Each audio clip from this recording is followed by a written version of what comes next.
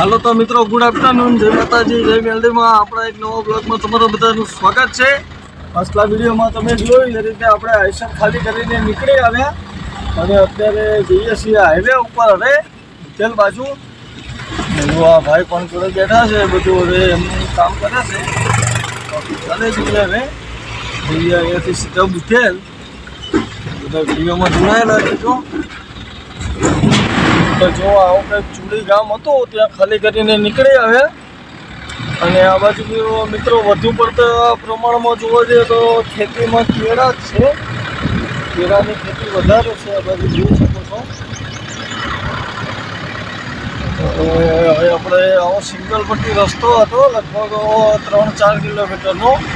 પછી ડબલ પટ્ટી મેન મોટો રોડ આવી જશે. તો સિંગલ પટ્ટી રોડ ઉપર ચાલ્યા જઈએ. આમાં ચાલવામાં વાંધો ના આવે, પણ એમ કે સામાસામી કોઈ મોટી ગાડી આવી જાય તો તકલીફ પડે. એક આ ટર્નિંગમાં ખ્યાલ ન આવે. અને એના લોકલ માણસો એટલે રમચક્કર જ આવતા હોય, એમને ખબર જ હોય ક્યાં બોમ્બ હોય, ક્યાં ખાડો હોય, એટલે એમની મૂડમાં જ આવતા હોય. બે ધનાધન આવતા હોય એટલે આપણે સાચવવા પડે. નહીં તો સીધા અહીંયા આગળ આવીને ધડીંગ લઈને અવાજ આવે ત્યારે ખબર પડે કે કોક આવ્યો. એટલે કંઈ નહીં, હવે આપણે જઈએ બહાર મેન રોડ ઉપર. તો ભાઈ જુઓ, અત્યારે પહોંચી આવ્યા સિત્સર. હવે સિત્સરથી ચાલે જઈએ અને હજી આપણે જમવાનું પણ બાકી છે. તો આગળ ક્યાંક રાખીએ ગાડી હોટલે જમવા માટે, પછી જમી બમીને આગળ વધીએ. જમવા આવી ગયા ભાઈ, છાશ, પ્રાઇમ્સ, ડુંગળી.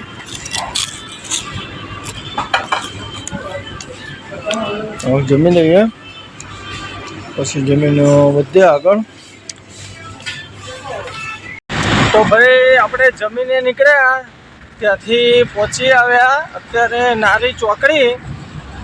નારી ચોકડી બ્રિજ ઉપર નહીં પણ જવાય, પણ આપણે બ્રિજની નીચેથી લીધી નારી ચોકડી થઈને. તો ભાઈ આપણે ઓળખીતાની ગાડી હોય, બ્રિજની ભાઈબંધ દોસ્તાર ફરતા જઈએ. એટલે જો આપણે નારી ચોકડી લીધી અને આગળ નારી ચોકડી ક્રોસ કરી અને હવે સીધા ચાલ્યા જઈએ. કંઈ ભરવાની વાત થઈ નથી અને ભરવાનું પણ નથી. રિટર્નનો માલ ખાલી એમટી જવાનું છે આપણે 180-200 કિલોમીટર. તો હવે ચાલ્યા જઈએ સીધા 200 કિલોમીટર જેવી ખાલી ગાડી છોડી મેળવી પડશે, કેમ કે કશું માલ અહીંયા હોય જ નહીં. ભાવનગરમાં બધા લગભગ ટ્રકનો માલ વધારે હોય, 15 ટન 25 ટન. એટલે આપણા આઈસરનું 5-7 ટન માલ જલ્દી ના મળો, એટલે કશું મળ્યું નથી. તો હવે ચાલે જઈએ અને આ ચોકડી ક્રોસ કરી લીધી. તો નારી ચોકડી પાર કરી અને ચાલે જઈએ છીએ. બધા વિડીયોમાં જોડાયેલા રહેજો મિત્રો. આગળની જર્ની શેર કરું તમારી જોડે. હજુ અત્યારે પહોંચવા આવ્યા ભીડો ટોલ નાખે.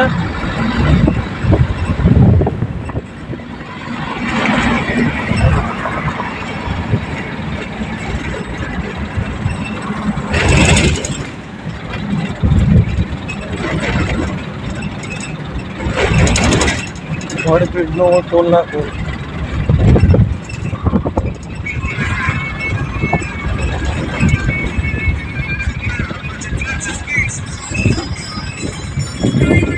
જો આપણે કન્ટિન્યુ ડ્રાઈવ કર્યા પછી અત્યારે પહોંચવા આવ્યા છીએ પીપરી ક્રોસ કરીએ છીએ, જોઈ શકો છો. અને આપણે અત્યારે જાવરમાં એક્સપ્રેસ નથી લીધો ઘરે જવાનો, મોઢેરાથી નીચે ઉતારી દીધી બાજુ લઈ અને ચાલે જઈએ છીએ. તો આગળની જર્ની પણ તમારી જોડે શેર કરું. અને અહીંયા પીપરી ચા પાણીની જે હોટલો આ તે હતી, એ બધું રસ્તાનું કામ ચાલુ છે, રિનોવેશન. રસ્તો 4 લાઇન બન્યું છે આ પણ, એટલે બધું તોડી કાઢ્યું છે. તો જોઈએ હવે આગળ ક્યાંક ચા પાણી કરવા રાખીશું, નહીં તો પછી નહીં સેટિંગ આવે તો પહોંચી લઈશું એક વટામણ સુધી. તો પછી વટામણ જઈને ચાય પીશું. જોઈએ હવે અહીંયા મેળાને તો ઠીક છે, નહીં તો વટામણ. તો બધા વિડીયોમાં જોડાયેલા રહેજો. આગળની જર્ની પણ તમારી જોડે શેર કરો મિત્રો. તો મિત્રો જુઓ, આપણે કન્ટિન્યુ ડ્રાઈવ કર્યા પછી અત્યારે જસ્ટ પહોંચવા આવ્યા વટામણ ચોકડી. આગળ દેખાય એ છે વટામણ ચોકડી અને આપણે પીપળી ગાડી રાખી હતી પણ પીપળી ક્યાંય ચા મળે એવું જ નહોતું અને એક જગ્યાએ ચા હતી નથી એવું પણ નહીં પણ ત્યાં ચા વ્યવસ્થિત નથી એટલે ત્યાં આગળ ચા પીવામાં મજા આવે એવું હતું ને એટલે આપણે ગાડી નથી રાખી ચા પાણી કરવા અને વટામણ ચોકડીની આજુબાજુ ગાડી રાખી હતી ચા પાણી પીવા માટે અને ત્યાંથી મસ્ત મજાના ચા પાણી કરી અને પછી ગાડી સીધી મૂકી દઈએ એટલે સીધું એક જ વારમાં આવે સીધું અમદાવાદ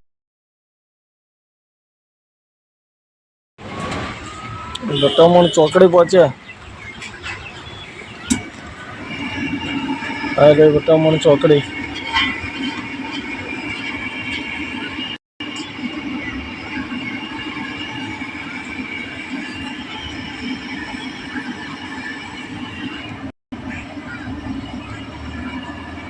ચાનો ટાઈમ થઈ ગયો ચા પી લઈએ પછી જઈએ આગળ અસલાલી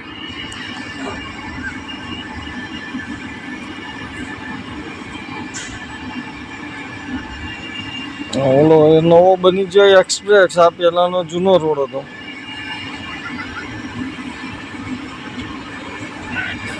મારી ચોકડી આમ ભાવનગર સુધી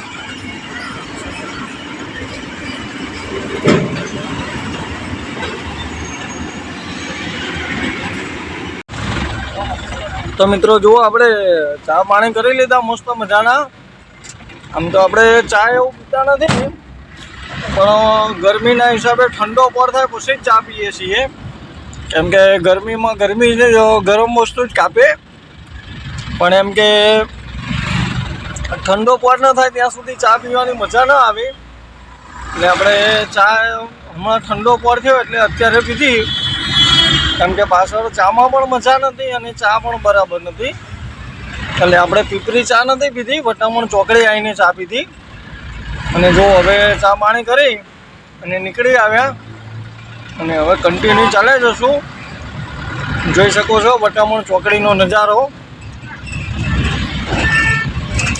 અહીંયા આગળ બ્રિજનું કામ ચાલુ છે વટામણ ચોકડી ઉપર ફ્લાયઓવરનું કામ ચાલુ છે એના હિસાબે થોડું ડાયવર્ઝન જેવું આપેલું છે તો કહીને અહીંયાથી ઘૂમરો મારી અને સામેના રોડે લઈ લઈએ પછી કન્ટિન્યુ ચાલે જઈએ તો વિડીયોમાં બન્યા રહેજો મિત્રો આગળની જર્ની શેર કરું તમારી જોડે અને આ રસ્તો જતો રહ્યો સીધો બગોદરા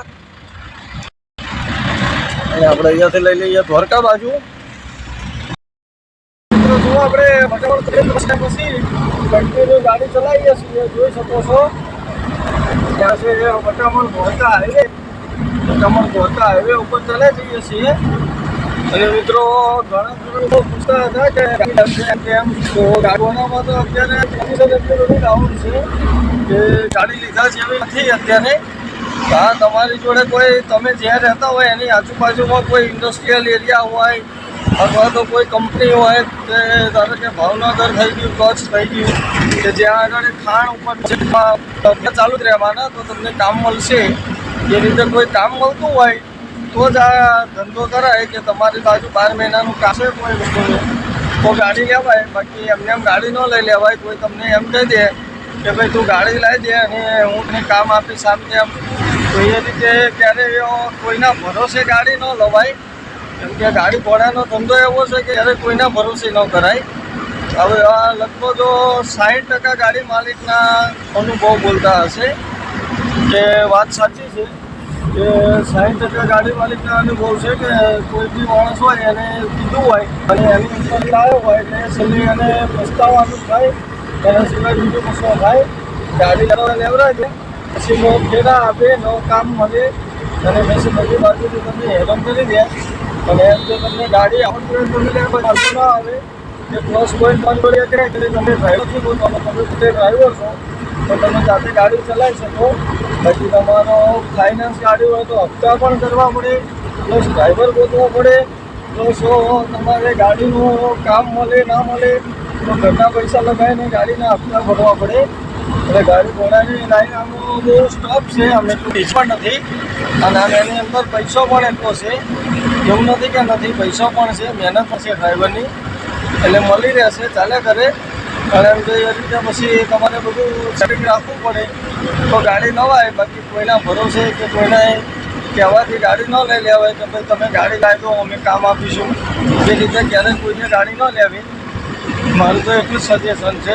બાકી તમારી જોડે કામ હોય ત્યાં આગળ તમને ફેરા મળતા હોય અથવા બીજી કોઈ જગ્યાએ તમારું કામ ચાલતું હોય કે તમને વિશ્વાસ ભરોસો છે કે અહીંયા ચાલશે તો જ લેવાય. અને ગાડી એ રીતે લેવાય કે ભલે 4 જગ્યાએ તમારું કામ મળતું હોય આ તે બધું, પણ તમે પોતે એટલા સક્ષમ હોવ કે તમારી ગાડી ચાલો ના ચાલો તો પણ તમે ગાડીના 3 થી 4 હપ્તા કાઢી શકતા હોય. ગાડી ન ચાલે તો પણ પ્લસ તમે 3-4 મહિનાનો ડ્રાઈવરનો પગાર ચૂકવી શકતા હોય. અને પ્લસ ગાડીમાં નોર્મલી 20-30 હજારનું મેન્ટેનન્સ ખર્ચ હોય. એટલા તમે સક્ષમ કેપેબલ હોય તો તમે ગાડી ઘોડા અંદર જમો તો તમે બસ પાસા નહીં પડો, એની ગેરંટી મારી. બાકી આવું કોઈ યુટ્યુબર કે કોઈ મોટર માલિક તમને નહીં કહે. બાકી હું રિયલ મારા હું ડ્રાઇવિંગ કરું છું એના પર તમને કહું છું તમે મારી જોડે થોડી ઘણી મૂડી હશે 2-3 લાખ રૂપિયા બેંક બેલેન્સ તમારું પોતાનું, અને તમે ગાડી ઘોડાની લાઈનમાં આવશો પાણી ભરવા તો સક્સેસ થશો. બાકી જો લોન ઉપર 100% લોન કરવાની હોય પ્લસ ડ્રાઈવર રાખવાનો હોય આ તે એ રીતે ચાલવાનું હોય તો કમાઈને ધંધો કરીને પૈસા લાઈન ભરવાના હોય તો આ કામકાજ થોડું કાઠું કામ છે. એટલે એમ કે ગાડી આવતા હોય આ તે તો જોઈ વિચારીને લાવી. નહીં તો પછી તમે જે કરો છો એ જ કરો. ત્યાં સુધી તમે સક્ષમ કરો છો એ બેસ્ટ સમજી અને કામ કર્યા કરો. મારું તો એટલું જવું છે.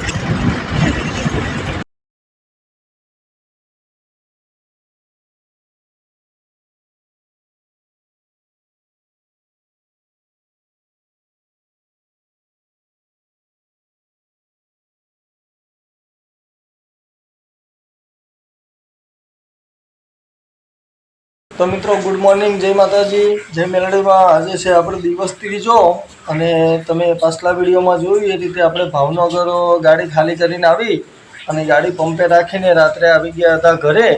અને ઘરે આવીને સૂઈ ગયા હતા. તો અત્યારે જોવા નહીં ધોઈને ફ્રેશ થઈ ગયા. તો હવે જઈએ આપણે ગાડી ભરવા માટે ઓર્ડર આવી ગયો છે તો જઈએ સાણંદ અને જોઈએ સાણંદ જઈને ક્યાંનું ભરાય છે આ તે. તો એ તમને મિત્રો બીજા વિડીયોમાં જોવા મળશે. આ વિડીયોને કરીએ અહીંયા પૂરો. ત્યાં સુધી બધાને જય માતાજી, જય મેલડીમાં.